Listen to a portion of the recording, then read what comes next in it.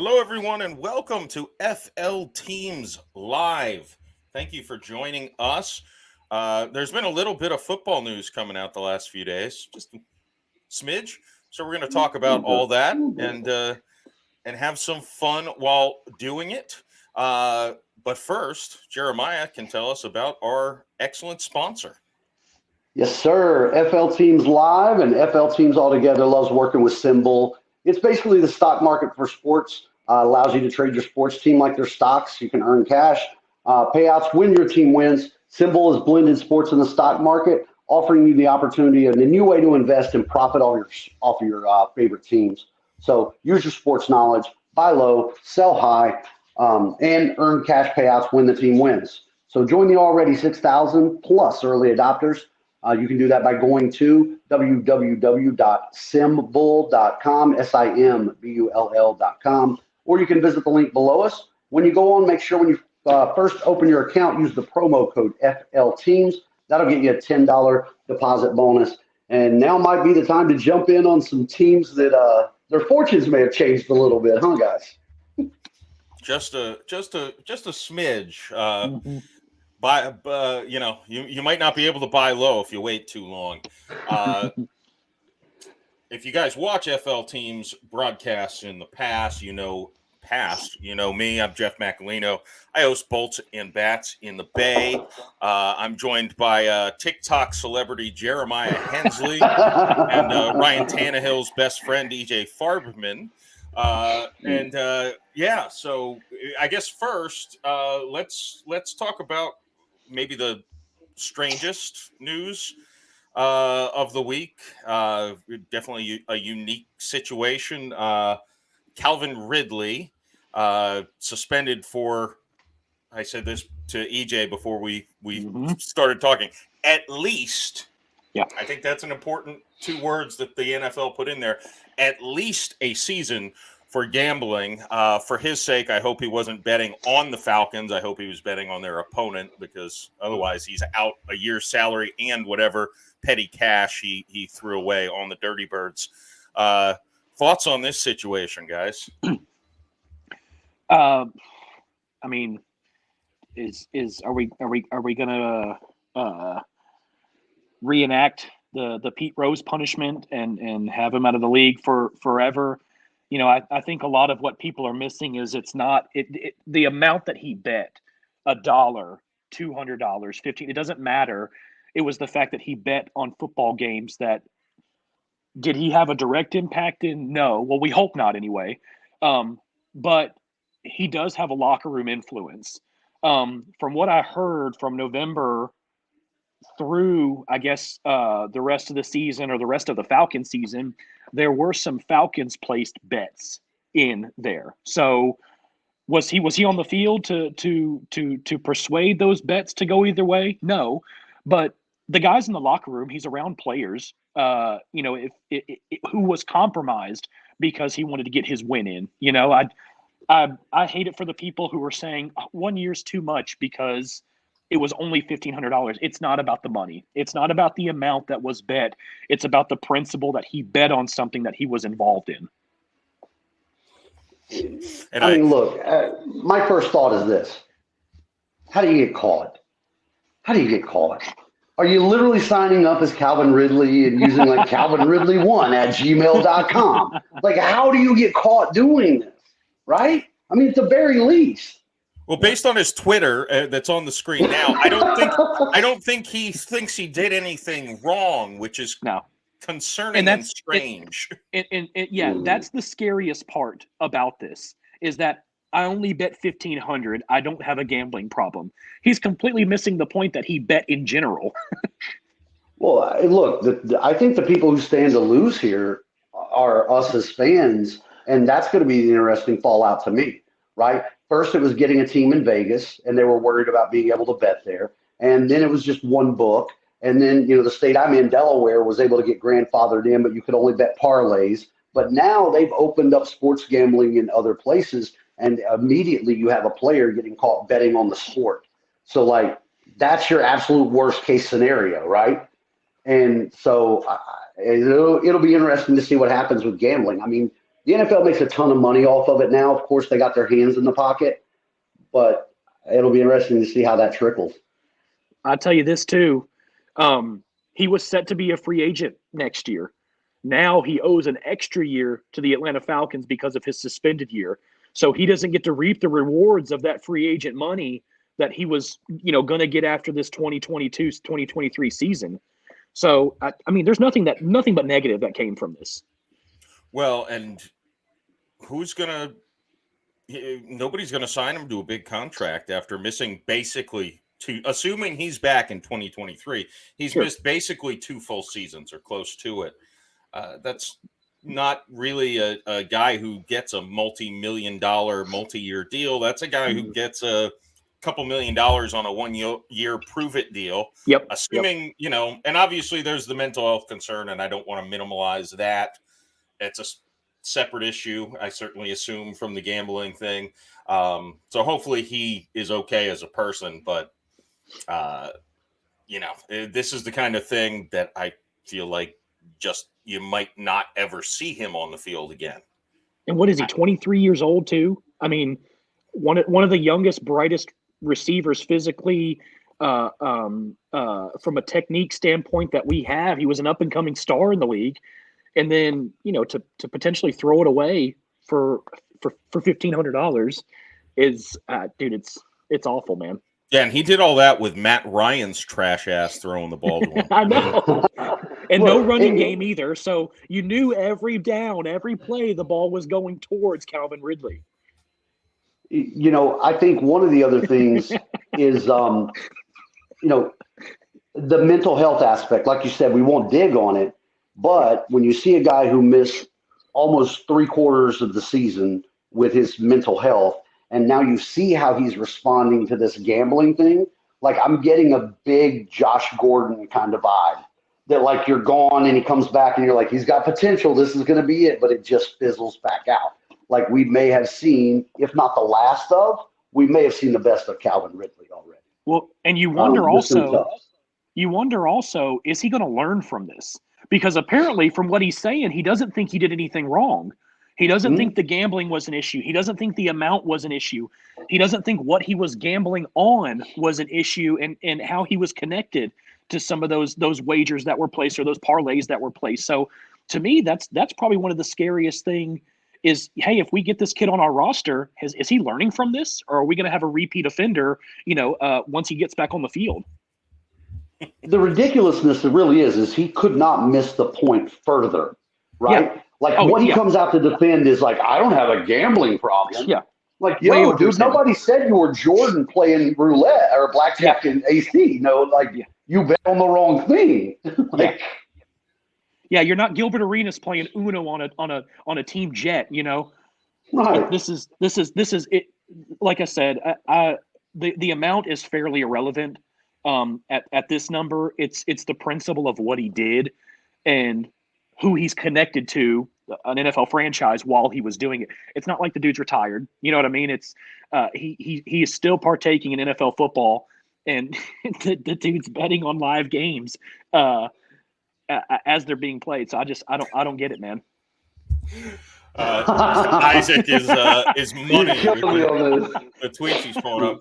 All I'll say, I said this before, is I hope whatever gambling website he was using sponsors his podcast that will, I'm sure, come out because he needs some income. So, I've listened to what this dude has to say all day. It's kind of like when I see anything where Kanye's recorded, I'm like, I'm in. I'll listen to Calvin Ridley talk. To be honest, like we see him tweet and we see him Instagram.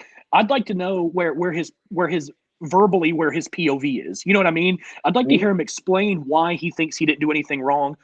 Why he thinks that the money, even being as little as it was not an issue. I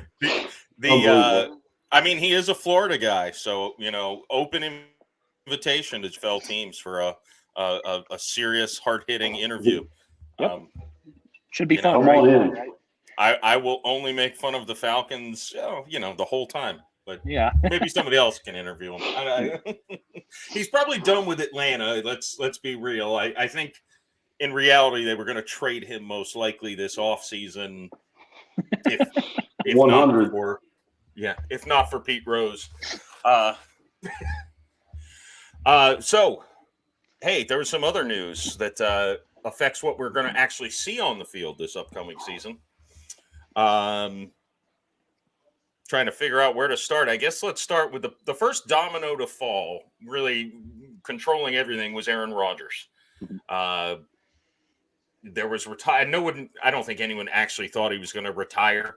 It seemed like the Packers were only going to trade him to an AFC team, which I didn't love, and I'm sure Bucs fans didn't love. 4-year, $200 million contract with the Packers. Although he did tweet something to hint that was not accurate. I'm not sure. We'll see what that entails.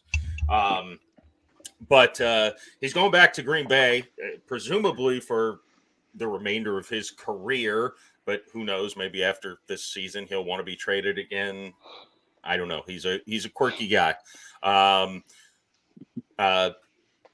with the Packers, that kind of led to the rest of the quarterback carousel or dominoes falling. And obviously I think it's going to continue to happen over this upcoming few weeks here.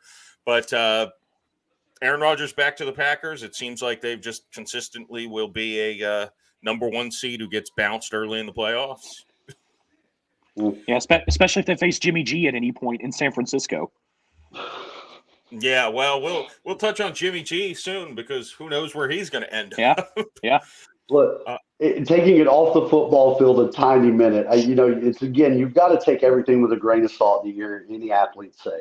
Rodgers was talking about how the front office was so disastrous and everything else.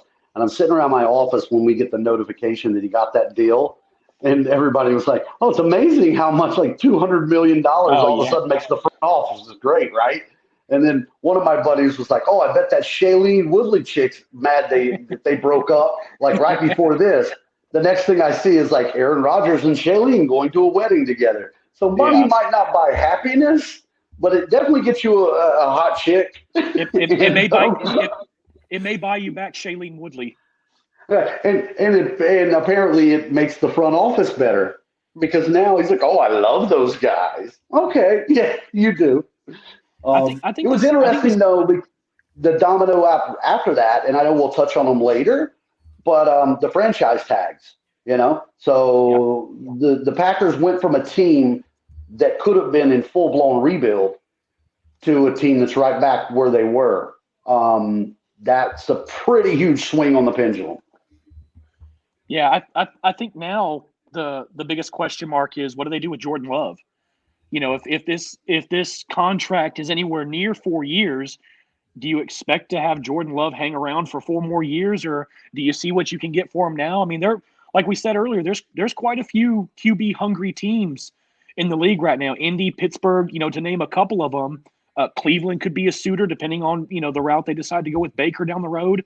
So, I mean, is that going to be a trade piece for them? Could we see them make some moves in the draft this year to try to get Aaron Rodgers another weapon, which I still think he needs? I think Allen Lazard is great, and he came on pretty strong, but he still needs someone, to complement Devontae Adams. Hey, don't sleep on USF's Marquez Valdez-Scantling, sir. No, I think they have to trade Jordan Love. I mean, now the flip side to that is any team jumping at him to start? He didn't look good in the start he had when Rodgers was out against Kansas City, who I guess their defense did improve, but that was like the game where the defense started to improve. I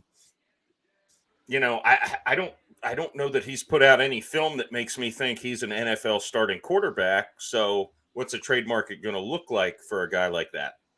Yeah, I don't know that he's shown that there's any value at all. The only way I can see it showing value is, again, EJ touched on a little bit. We talked earlier. There's so many teams that are quarterback needy, but they're also not just a quarterback away. So one of those franchises who may be in that we know we got to rebuild this right now could take a flyer and say, hey, let's plug this dude in for a year and see what he is, right? If you don't have to give up too much. And you just let him run with it. And, if he crashes, you get a high draft pick. If you hit on it, it's a home run. Yeah, I think really the only thing that you have upside for Jordan Love is his size and mobility. I mean, you don't really know what he can do throwing the ball. You can see from the Kansas City game, whose defense started to come on strong when they kind of went on that streak. They don't have a strong secondary, and he was still struggling like crazy. Couldn't get Devontae Adams involved. It was check down, check down, check down. I mean, I don't want to check down King leading my offense unless they can. It's Tom Brady, and he can just check down, check down, check down the whole game and bring me 7 Super Bowls. Rodgers doesn't strike me as the kind of guy who is a happy mentor either. Like how Fitzpatrick grabbed to it and he's like, I'm going to teach you everything in the league, kid. Aaron doesn't seem to me to be the guy that's like, hey, Jordan, come over here and look why I did this. I don't see Aaron coaching him up. I can't see that relationship being good because he was so publicly angered when they drafted him. Even if he tried to be, good guy, mentor right now, Jordan Love's probably like, hey, I don't like you. You're right. Go ahead, Jeff. Go ahead. I was going to say it was totally inappropriate the way he reacted when they drafted him. I thought this was the beginning of my distaste for Aaron Rodgers, which I had to pull back a little bit in the off chance he became my quarterback. But he was. I'm looking at his weapons, and he's complaining he doesn't have enough. He's got Aaron Jones and AJ Dillon in the backfield. He's got Devontae Adams. Valdez-Scantling and Lazard are not nobodies. I mean, look at who the Saints put out at wide receivers this year and complain about those two guys. They would have been the top receiver on this. Either one of them would have been the number one receiver on the Saints. And you didn't hear Jameis Winston bitching and moaning that he didn't have any weapons and that I have a negative overall view of him because that moment in time just stuck out to me as just stop complaining. Tom Brady didn't have the weapons that Aaron Rodgers had when, his last few years in New England. He obviously in Tampa had his mercenary team that had a bunch of weapons, but his last few years in New England, he won a couple Super Bowls with those teams. He didn't have a receiver as good as Lazard or Valdez-Scantling, I don't think, on half those teams. No, I mean, if Julian Edelman's your number one receiver, you have problems in the receiving core, right? He's a great slot receiver. He'll put his body in the way of someone to set an edge or set a block, but he in no way, shape, or form is a guy, unless you're Tom Brady and you look for curl routes 3 yards across the middle, he's no one you're looking at to win you a football game, right? Let's just be honest. And looking back at that draft class, that 2020 draft class that they got Love in, he was picked, 26th or 28th overall. He was picked, excuse me. Yeah, he was picked 26th overall. Jordan Brooks, Patrick Queen, Isaiah Wilson, Jeff Gladney, Clyde Edwards-Helaire. There wasn't a whole lot taken after him, but the players in front of him, Jerry Jeudy, Justin Jefferson, I mean, even Jalen Reagor, if you want to throw him in there, and CeeDee Lamb was in that draft as well. There was plenty of ammo in that draft where Green Bay should have jumped up and made a move for one of those 3 receivers. Out of the 3, Jeudy was the highest one at 15. You have Justin Jefferson at 22. You got CeeDee Lamb at 17. So they picked at 26th. I know first-round picks are fairly coveted. That was a pretty wide receiver-heavy draft. They could have easily made a move, but I think for the most part, they didn't know their future with Aaron Rodgers, so they essentially settled with, a good physical specimen in Jordan Love. Yeah, well, and as I said, the Aaron Rodgers extension, I mean, it wasn't actually a move. It was just an announcement, a proclamation that he was going to stay in Green Bay. That set off the dominoes because Denver made the next big move, and Denver wanted Rodgers. I don't think there's any secret about that, especially with Hackett, being their head coach. Pretty quickly after Rodgers news came out, the Broncos trade for Russell Wilson came through, which makes me think that this trade was probably agreed to pending hearing about Aaron Rodgers. And it's an interesting compensation in this one. a couple first-round picks, a couple second-round picks. I think they swapped a mid-round pick, which is, always amuses me when they do that in the trades. But then Drew Lock goes to Seattle, and Noah Fant, who is a nice piece at tight end. And we'll talk about the state of tight ends when we talk about the franchise tag. We'll get more into that. A couple nice pieces. Now, I still think Denver won this trade pretty easily because now, gosh, the AFC West, though, they are stacked at the quarterback position. When Carr is the worst, Derek Carr is the worst quarterback in the division, maybe. And I think he's a top 12 quarterback. Yeah. I mean, he's a good player. He's better than Matthew Stafford, in my opinion.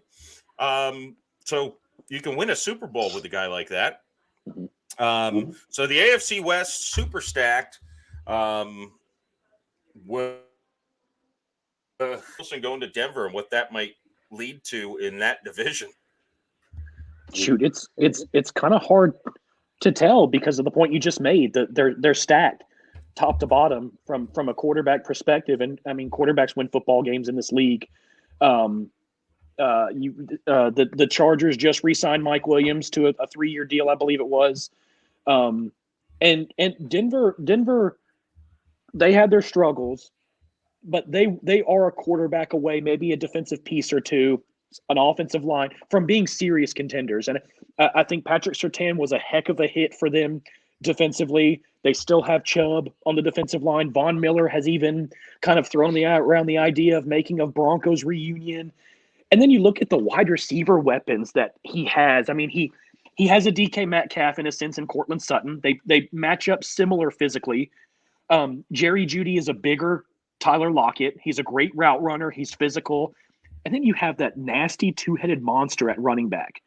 I think Melvin Gordon may take a little bit of a discount to come back now because that's one thing Russell Wilson didn't have consistently the past 2 years or so in Seattle was a full-time running back. Carson was injured fairly regularly, went out the rest of this year with that neck injury, which, hope he comes back healthy.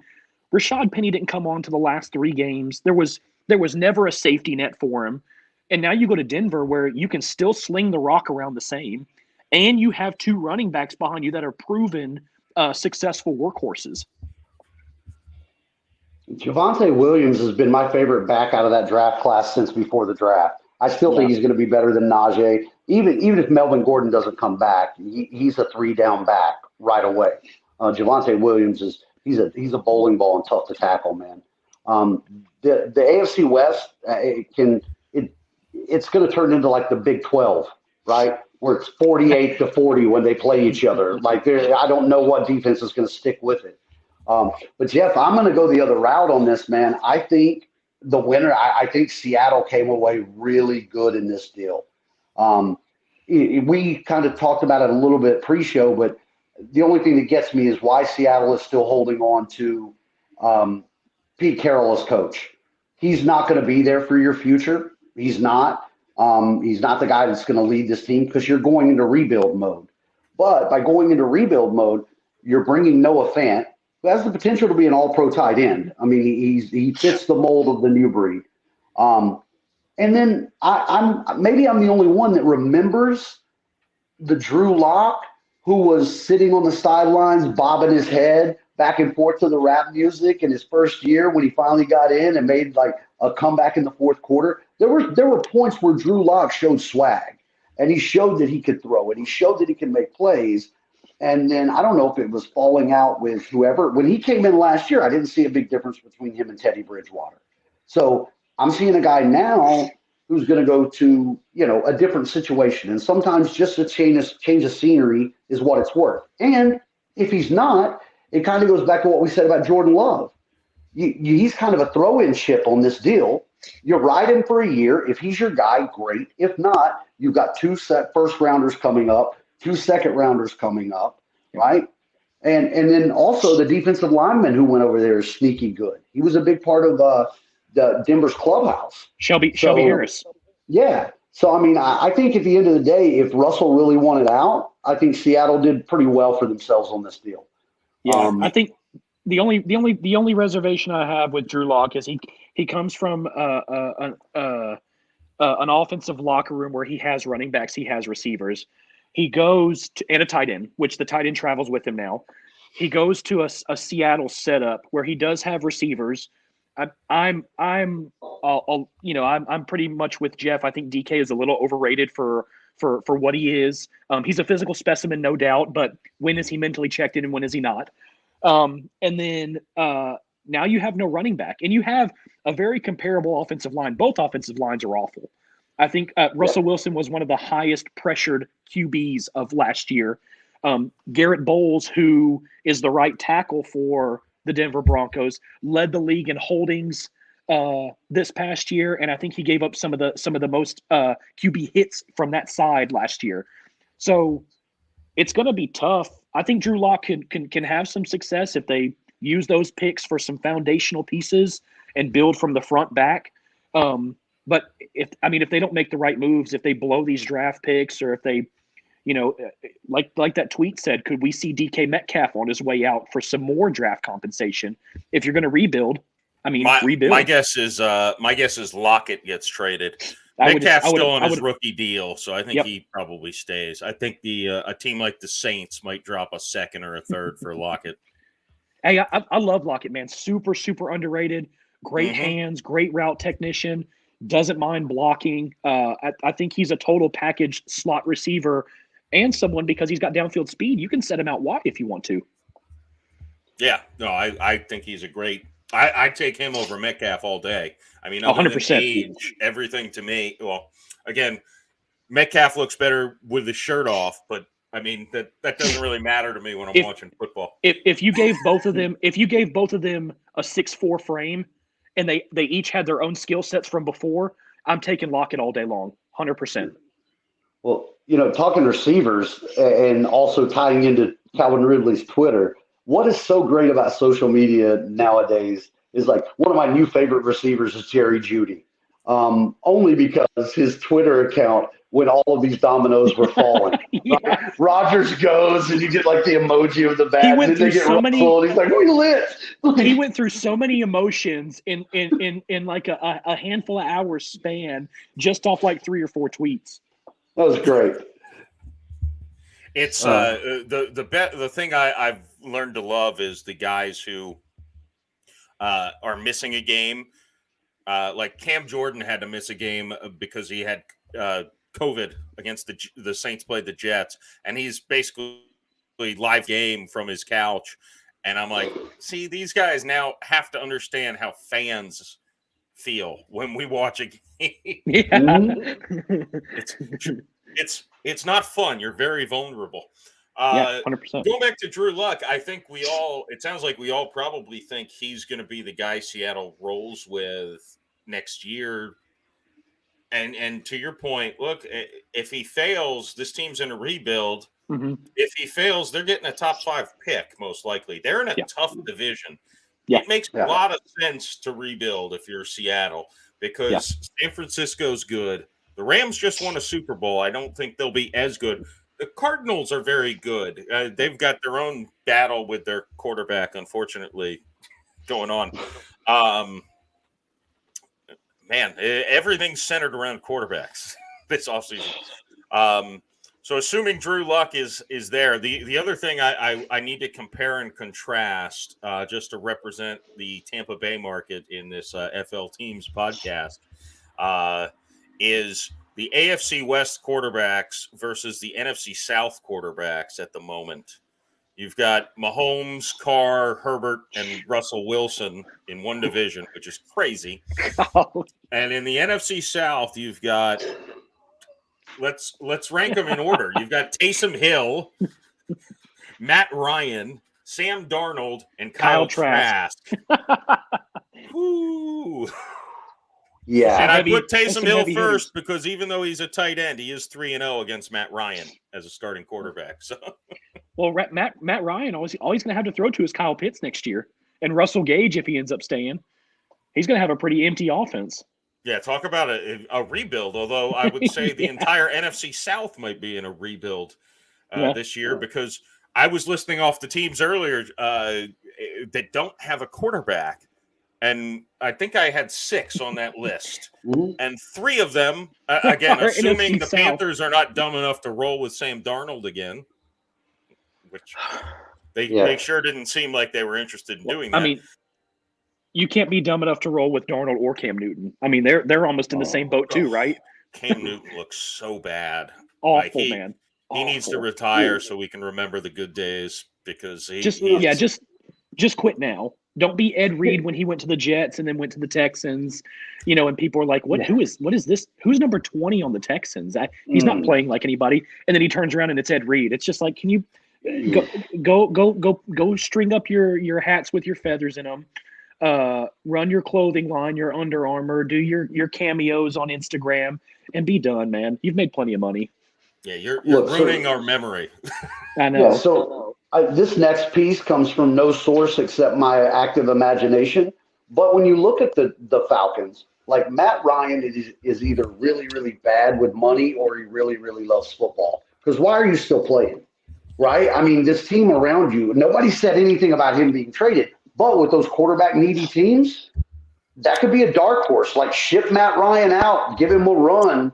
You're certainly not going to do anything in Atlanta. Who's going to say that Matt Ryan doesn't get traded? Could be a draft night type trade right there.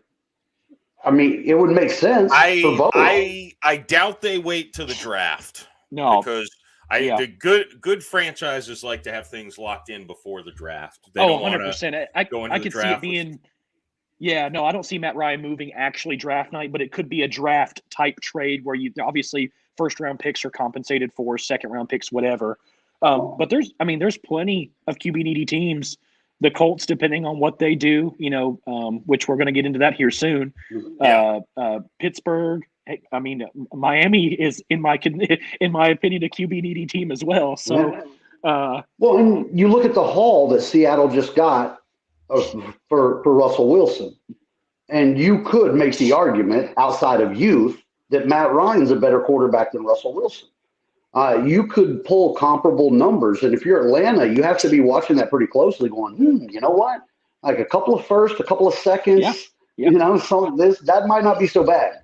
Even if player swaps aren't in it, like what Denver got, if you can still gain draft capital, a first round pick this year, maybe a second and a third next, or a first and a third this year, a second and a third next year. I mean, there's plenty of players found in the first 3 rounds of an NFL draft that have gone on and had illustrious careers, right? So you go ahead and gain that draft capital. You're going to be bad this year and next year. You're going to have some great picks regardless. Go ahead and take advantage of these next 2 years or 3 years even of being really bad and irrelevant and rebuild through the draft and free agency. Yeah. I think Atlanta is one of those franchises that's just bound to always be bad. Similar to a team that just traded for Carson Wentz. Carson Wentz. And I think there's some questions. I don't know. Last I saw if the compensation was finalized. But the Colts move on from Carson Wentz, trade him to the Commanders. I had to stop and think in my head, what's their team name? The Commanders. I'll just say this before I toss this over to you guys.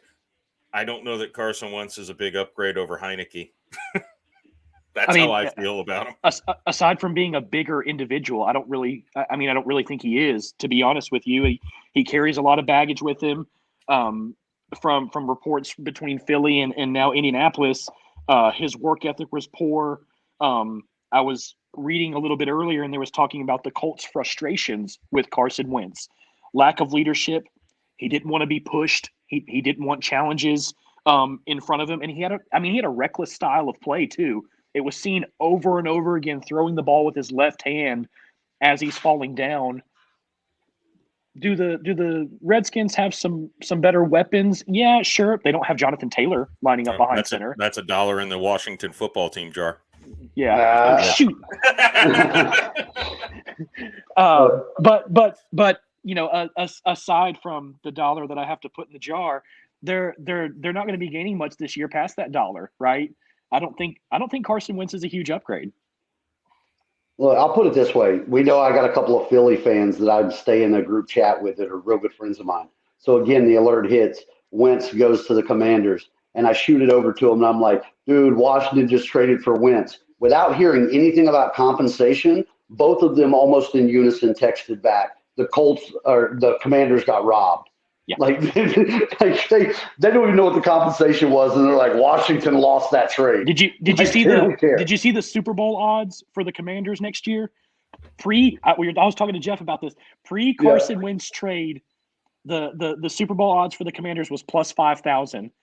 Post Carson Wentz trade, the Commanders Super Bowl odds were plus 5,000. Yeah, Vegas doesn't believe in him either. I think Heineke excels where Wentz doesn't, in that sense that Heineke shows he's got heart, he's got grit, he's got guts. Like, he'll do what he can to go win a game with his feet, with passes. He shows up when it's time to play. Wentz just he just melts in those times. Similar to what our boy RT17 did in the playoffs.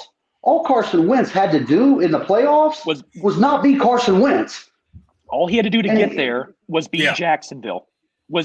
Beat Jackson. It doesn't matter if it's by a point. You win and you're in.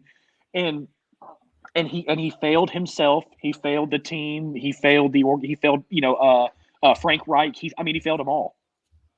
Oh my goodness, I didn't even notice that. Isaac again dropping down from Field Yates. Honest to goodness, they haven't started the same quarterback 2 years in a row.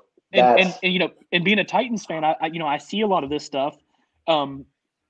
Andrew Luck was obviously a massive shock to everybody when he left way too early, wanted to put his health first. He had a lot of things going on mentally and physically. And then, Jacoby Brissett, he had, I wouldn't even call it a decent year. Phillip Rivers he was Phillip Rivers, and then Carson Wentz, man, probably besides Scott Tolzien, one of the worst QBs on that list is Carson Wentz. Easy. I want to see him come back into Philly. Is Brissett a free agent, Jeremiah? Yeah. I mean, there's a dark horse candidate to maybe be the Colts quarterback this year. Although they have a team that seems like it's on the precipice of competing, so I don't know. I mean, I guess that segues. I know. Yeah. To me, there are three quarterbacks that seem like they are starting quarterbacks that are available. One is Jimmy Garoppolo, who would need to be traded for. And I think he's going to take more than 2 third-round picks to get him, to be honest. I don't know that. Mm-hmm. I mean, I think at least second-round picks we're talking about for him. But we've got, by my count, and again, who knows what happens, the Steelers, the Colts, the Bucks, the Saints, and the Panthers, who don't have starting quarterbacks right now. Bucks, Saints, Panthers. Those NFC South teams that we just got. Yeah. And to me, the quarterbacks are Garoppolo. Then you've got the top free agent is Jameis Winston. Oh wow, Isaac got the trade terms up here just to jump to that. Oh, they swapped second-round picks. Okay. I was going to say, wait, the Commanders got Wentz and a second-round pick for 2 thirds? That's not always love those pick swaps, huh? Yeah, they only got 2 thirds. I mean, that's not a lot to give up, No, as far as compensation. And from what I read too, the Commanders are paying the entirety of Carson Wentz's salary as well. Yeah. So that's a $28 million salary dump essentially for the Indianapolis Colts. Yeah, not a bad. If you think he's got something in the tank, it's as far as compensation wise, it seems like a good move for Washington. They were, of course, it's been publicized that they were trying to get the Rodgers and Wilsons of the world. So this has got to be a real rough. This is such a huge letdown, man. I mean, look, you got Garoppolo. I would put him ahead of Wentz. I don't think very highly of him. You've also got 2 free agents who I think are going to get starting jobs. Jameis Winston will definitely get a starting job somewhere. And I think Teddy Bridgewater will too. Bridgewater's, and again, I mentioned 5 open spots. There's always the Brissetts and the Andy Dalton. I assume he's a free agent. The Fitzpatricks. I don't know if he's retiring or if he's coming back from his injury. What he's doing. So, I mean, you've got guys like that. There's obviously the draft. But no team's going to go into the draft with a hole at quarterback. Everyone's got to have somebody. And of these 5 teams, I guess the Steelers have Mason Rudolph. I don't think that's going to happen. The Colts, I don't know if they have anyone. The Bucs have Kyle Trask. The Saints have Taysom Hill, who's 7-2 as a starting quarterback. And the Panthers have Sam Darnold, who, Sam Darnold. I think one of the big winners, and you mentioned it over the last couple of days, is the San Francisco 49ers, because they really do hold all the chips right now, right? I mean, these teams that needed quarterbacks, when these chips fell, they watched it dwindle. And now you can't let Garoppolo just sit. I mean, he's pretty much the best option left if you look at who's performed and put up numbers. Like, I would take Jameis over Jimmy. Really? Yeah. Okay. Yeah, I think he learned a lot behind Drew Brees and Sean Payton. I mean, his passer rating was stellar. I didn't think his play was necessarily it definitely was not perfect, but I only take Jimmy over Jameis depending on the system. If it's a system where, like what Tennessee is with Tannehill, where he doesn't have to be the guy to throw 30 times a game, I'd rather Winston putting the ball in the air 30 times a game than even though he's Mr. 30 for 30, I'd rather him put the ball in the air 30 times a game than I would have Jimmy G put the ball in the air 30 times a game. I think the compensation for San Francisco for Jimmy G is going to be higher than we think. I think it may be higher than a second round pick, only because he made a Super Bowl appearance. He went to the NFC title game. He's been to the big games on the big stages. And with not a whole lot of weapons, either Deebo Samuel has been great, George Kittle, but from a receiver perspective, what has he had outside of those two? And an inconsistent run game for the most part as well. All he does is win. Yeah. Yeah, San Francisco is interesting because they don't have a consistent running back, but they seem to have a relatively consistent run game. Yeah. Like whether it's Mostert, Elijah Mitchell. Shout out to him. He helped me and my son's fantasy football team win a title this year. The Butt Trumpets. Hey, look, I'm hoping Miami stole every piece of what you're talking about. I'm hoping that McDaniel was the piece that made that thing move like that, because we haven't had a running game in years. So I talked about the 5 openings that are just kind of obvious, right? And again, I assume a couple of those teams are going to draft quarterbacks. Again, I could see a scenario as a Saints fan. There it is. I could see a scenario where the Saints say, Taysom Hill is fine. We've got a top 5 defense. We'll draft a quarterback like Kenny Pickett in the first round. Taysom will be our guy this year. Kenny will learn, and then the plan will be to move Taysom back to tight end. I always think that's a funny scenario because it's like, what if you win a Super Bowl with him? You can't just be like, oh yeah, he's not a quarterback. No, you can't at that point. So there are some teams, and again, if the Steelers are like, let's rebuild, let's blow it up. Tomlin's young enough that they can, that they can do it. You mentioned Pete Carroll. Bruce Arians is another one. He's a terrible coach. At least Pete Carroll's a great coach. Bruce Arians is a garbage coach. Yeah. He is the reason that Jameis Winston threw 30 interceptions. Yeah. I mean, that season was kind of an anomaly. If you look, like, I think his other high, I should pull up the stats before I say this, but I think like his high before that was like 16, 17, which is more than you'd like, but it's not absurd. Yeah. And he's a terrible coach. Yeah, Bruce Arians. He got bailed out by Tom Brady. Why the Bucs stuck with him when Tom Brady retired, that is astronomically stupid. Well, he got bailed out in Arizona too because Kurt Warner had, a career type year. Wayne Ellington was a good running back at the point. Larry Fitzgerald had one of his best years ever. They had a competent defense, obviously losing to Pittsburgh in the Super Bowl, It seems like almost recently anyway, anywhere that Arians has went, he's been bailed out. And when he hasn't been bailed out, they've been bad. The thing he's done so successfully, in my opinion, is he's taken the right jobs. So, I mean, credit to him for being savvy. He's gotten himself in good scenarios. When he was the coach of the year, because Pagano had cancer and he had to be an interim coach. Yep. I mean, again, that's obviously that wasn't a planned situation, but he was in a good scenario with it. It's not like he had a bunch of the New York Jets and he turned them into winners. He had winners and he won. Yeah. That was that was an Andrew Luck year still. I think T.Y. Hilton was in his prime at that point. And I think maybe Reggie Wayne was still around. That was the one of the last couple years that he had, or even probably the last year he had. But he's just been blessed with every situation that he's gotten himself into. And like you said, credit to him because he's picking his spots wisely.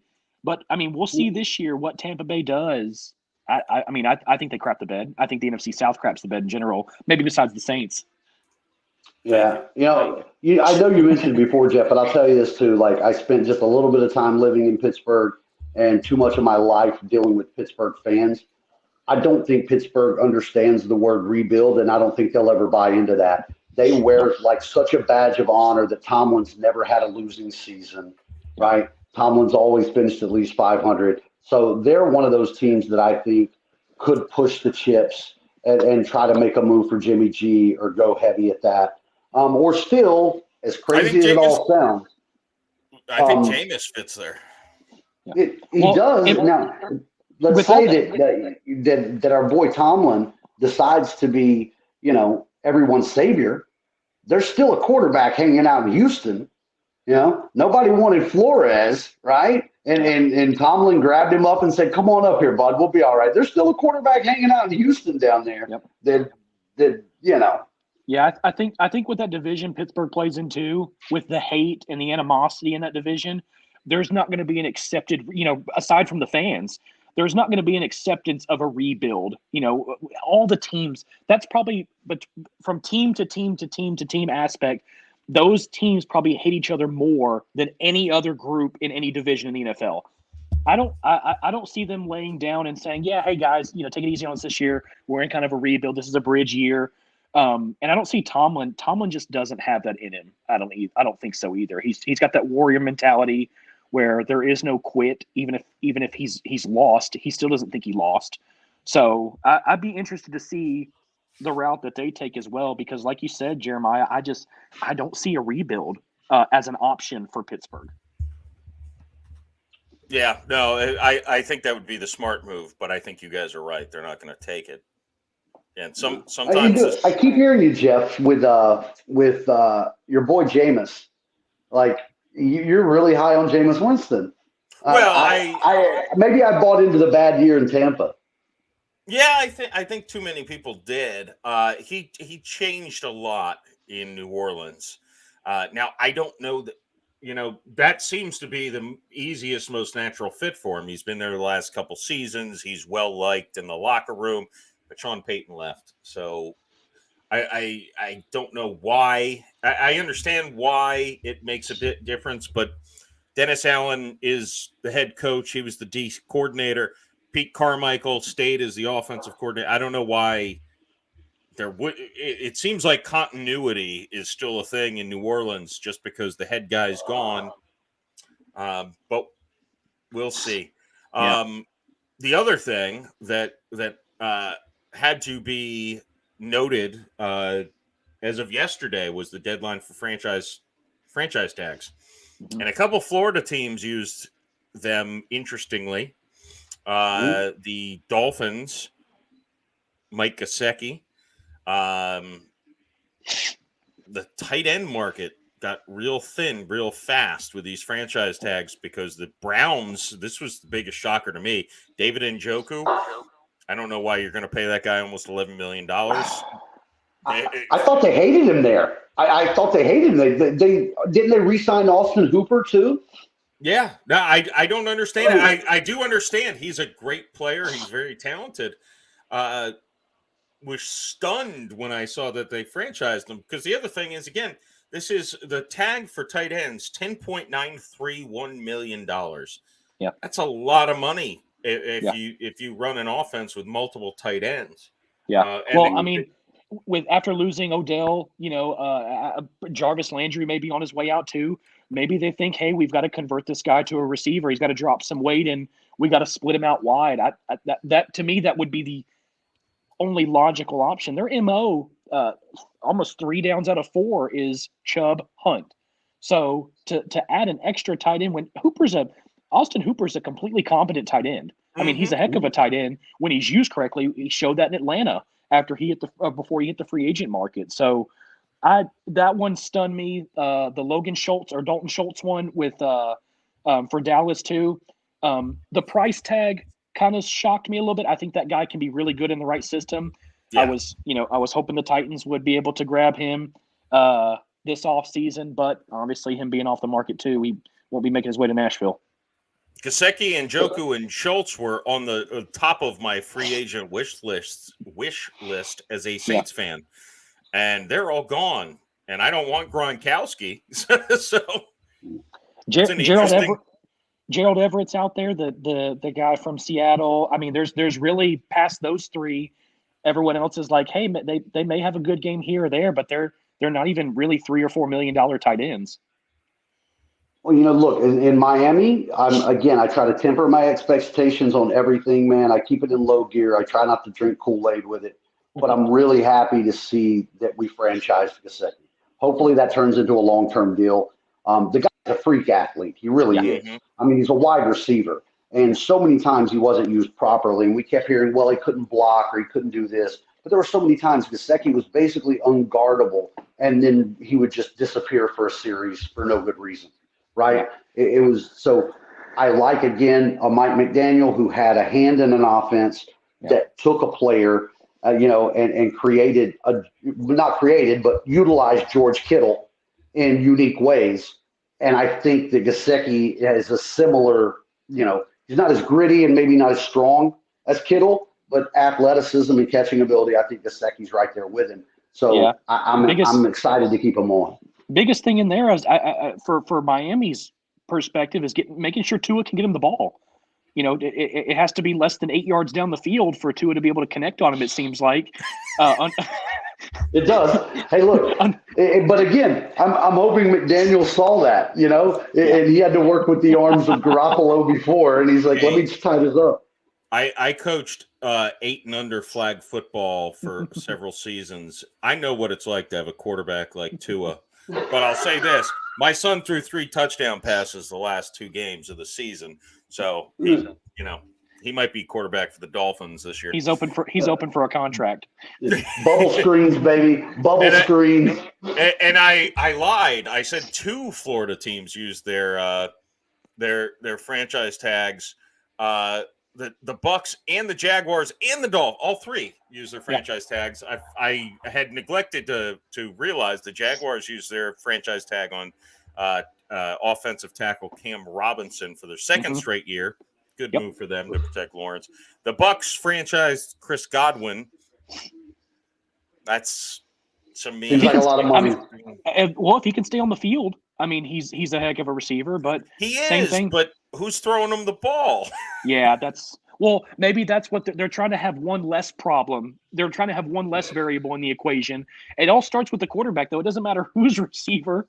If you have Kyle Trask throwing him the football, I think you're going to be in a little bit of trouble.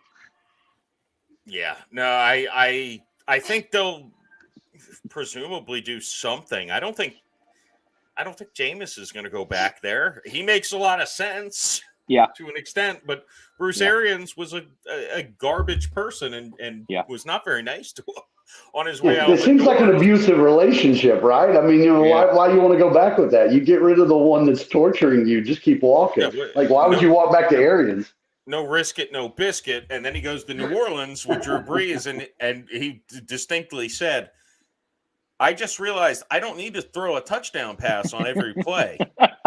Sometimes you can just complete a pass. Yeah. You don't need to score a touchdown every play. It can be underneath. It can be a check down. It doesn't have to be to the end zone 60 yards down the field. every single play. But the Now, did Green Bay used their tag to right? I mean, Green Bay after that. Devontae Adams after the Rodgers biggest fish in the pond, man.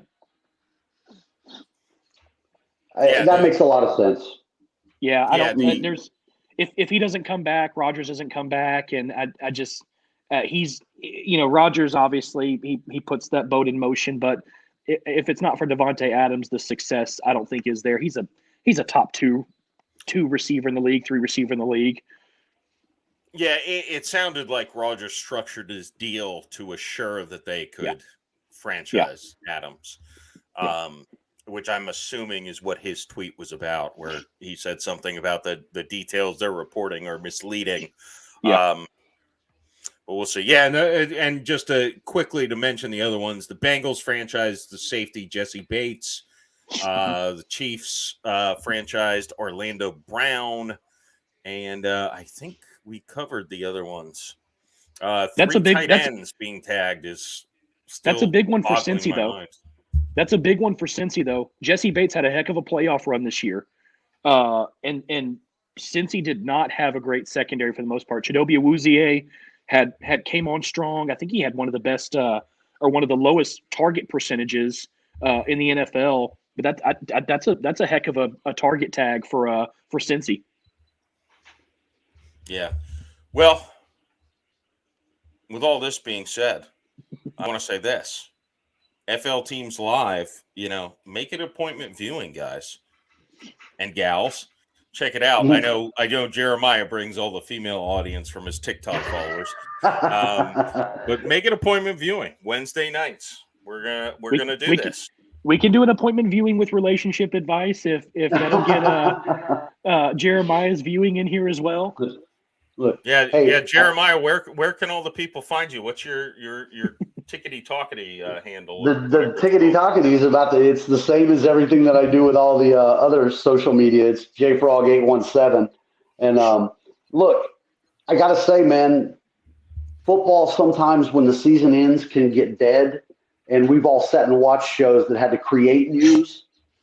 I don't feel like that's going to be this kind of off season. I think it's going to be a lot of news. I mean, this is, as long as I can remember watching football, my memory is not as good as it used to be, but this is a lot of shuffling with quarterbacks with a lot of cards still left to play. Yeah. And not just bad teams. You have teams like the Colts who are ready to compete now, right? New Orleans, who's ready to compete now.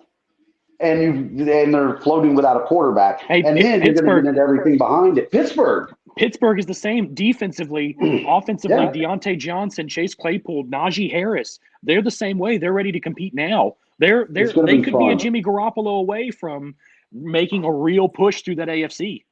Yeah, losing in the playoffs in the AFC Championship. Yeah, absolutely. So it's going to be fun. I can't wait to be here with you guys every Wednesday breaking this stuff down. And love all the people joining in and jumping us. You got show ideas, share those. We just want to be a part of your viewing, man. And EJ, you actually got on the tweeter, right? I have a tweeter now. I'm part of the tweeter club. I do my twits and my tweets. My thumbs are a little active with it. I'm not social media driven by any means, but EJ is on the tweeter. Yeah, hit us all up on the Twitter box or on the Facebook or MySpace pages, and one of these days I'll learn how to play tic-tac-toe. And come on in. and hey, subscribe if you're watching this on wherever you're watching this. If you're watching it on YouTube, subscribe to the FL Teams channel. Follow on Facebook, on Twitter, on Instagram. It's a multifaceted multimedia company that has taken off. So and join us for the ride. And we'll be here every Wednesday. Yes. All right, folks, for EJ Farbman, for Jeremiah Hensley, for Isaac Edelman behind the scenes saying, wrap it up. We're wrapping it up. For FL Teams, it's Jeff Macolino. Peace.